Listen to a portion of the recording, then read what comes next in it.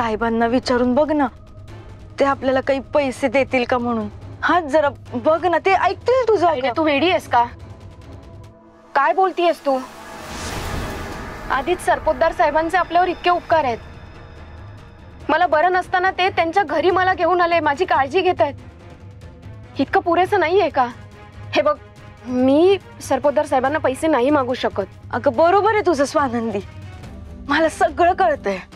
त्यांनी आपली खूप मदत केलीये. पण स्वानंदी, ते समजून घेतील आपल्याला. अगं भले लोक आहेत ग, करू दे की त्यांना थोडी मदत अजून. हे बघ, आता समुद्रात नाही एक बालदी पाणी काढलं तर समुद्र आटेल का मला सांग? नाही ना. अगं 50,000 म्हणजे हातचा मळ आहे ग त्यांचा. स्वानंदी, तू बोल ना ग त्यांच्याशी, आपल्याला लई गरज आहे ग पैसे. नाही तायडे, नाही, मी सरपोतदार साहेबांना पैसे नाही मागू शकत. बस. बरोबर आहे का तुझं स्वानंदी? तुला गरज होती तेव्हा मी आले ना इकडे, पण तुला माझी गरजच नाही. इथे मुंबईला आल्यापासून ना स्वार्थी झालीयस तू, स्वार्थी. ना तुला ना माझी आठवण आहे, ना तुला गावाची आठवण आहे. मला ना काही बोलायचंच नाहीये, तू राहा अशीच. तायडे, अगं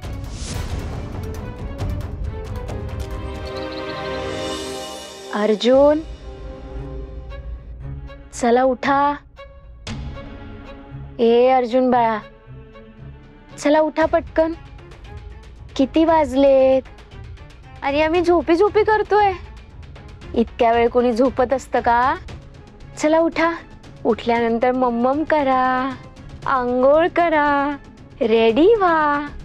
चला उठा. आणि सगळं झाल्यानंतर आई बाबांसोबत छान छान खेळा. उठ. स्वानंदी, तुम्ही इथे?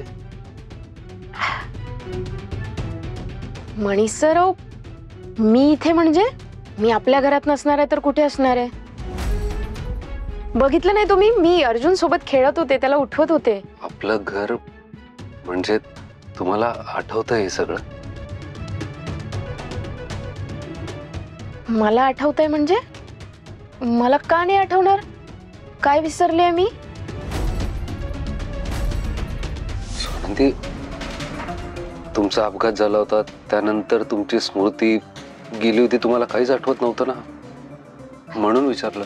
मणीसराव, मान्य आहे माझा अपघात झाला होता, पण मी काही विसरले नाहीये. मला सगळं आठवतंय. मणीसर, प्लीज सांगा ना, ती चिठ्ठी कोणी पाठवली होती? मणीसर, तुम्हाला माहिती आहे माझा गुन्हेगार कोण आहे? तुम्ही त्या दिवशी म्हणाला होतात की स्वानंदी, तुमचा गुन्हेगार कोण आहे हे मला माहिती आहे. मणीसर, प्लीज सांगा ना, कोण आहे माझा गुन्हेगार? मणीसर, हो सब बघताय काय माझ्याकडे? सांगा ना, कोण आहे माझा गुन्हेगार? मणीसर, प्लीज बोला, कोण आहे माझा गुन्हेगार? मणीसर.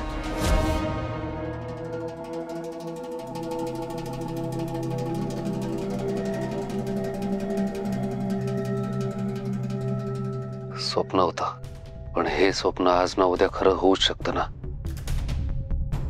स्वानंदीला त्यांची स्मृती परत आल्यानंतर त्या विचारतीलच त्यांचा गुन्हेगार कोण आहे, तेव्हा काय उत्तर देणार मी? पुढचं पुढे बघू, पण आता या अवस्थेत स्वानंदीला परत त्या चिठ्ठ्या मिळता कामा नये.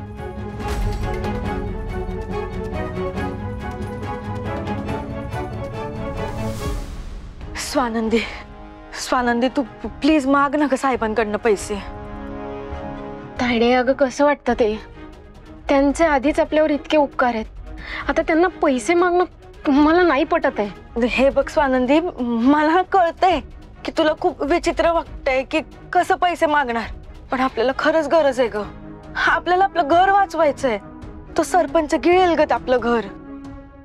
अगं मला सगळं कळतंय, पण हे बघ स्वानंदी, आता फक्त आपल्याला आपलं घर वाचवायचंय.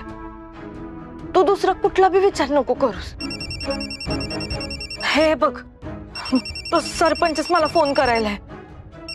तो पैसे मागायलाच फोन करत असणार. तू जा ना ग, बोल ना ग साहेबांशी. बरं, ठीक आहे, मी साहेबांशी बोलून बघते. हा.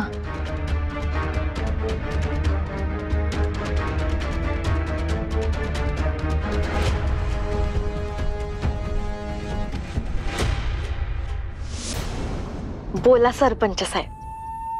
आओ, तुम्ही अजिबात काळजी करू नका. आपलं काम होणार म्हणजे होणारच. स्वानंदी गेली आता पैसे मागायला. मी तुम्हाला संध्याकाळपर्यंत पैसे देते. तुम्ही नका ना काळजी करू. फक्त आता एक लक्षात ठेवा, पुन्हा 3-4 दिवसांनी तुम्ही फोन करून पैसे मागा. मग बघा लॉटरीच लागते की नाही आपली. ठेवते.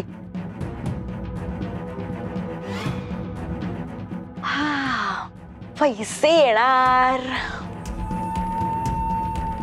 चला जरा यांचं घर बघून येऊया.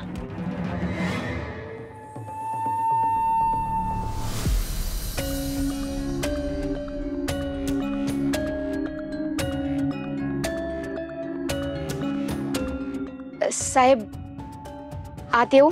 अरे स्वानंदी, ये ना. परवानगी काय विचारतेस?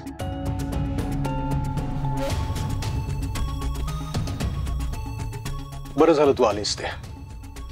मला असं कळलंय की आपलं प्रोडक्शन खूप जोरात सुरू आहे, पण रॉ मटेरियलचा सप्लाय जरा स्लो झालाय. तेव्हा तू फॅक्टरीमध्ये जाशील तेव्हा वर्कर्सना सांगशील का की आपल्याला ओव्हर टाइम करावा लागेल, दिवस रात्र काम करावं लागेल?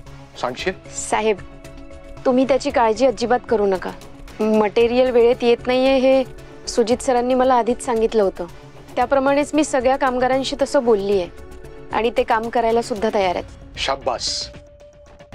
मला ना तुझी कुशलता बघून असं वाटतं की जर तुझी हरकत नसेल तर तू फॅक्टरीमध्ये जायला सुरुवात कर ना.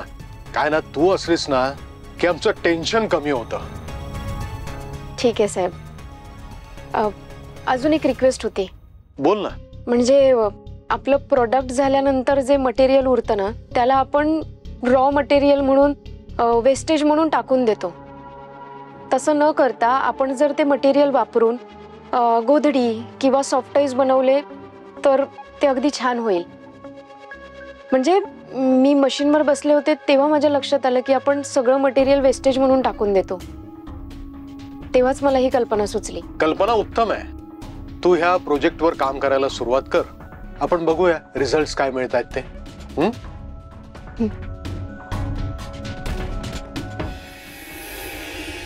स्वानंदी, काही बोलायचं आहे का?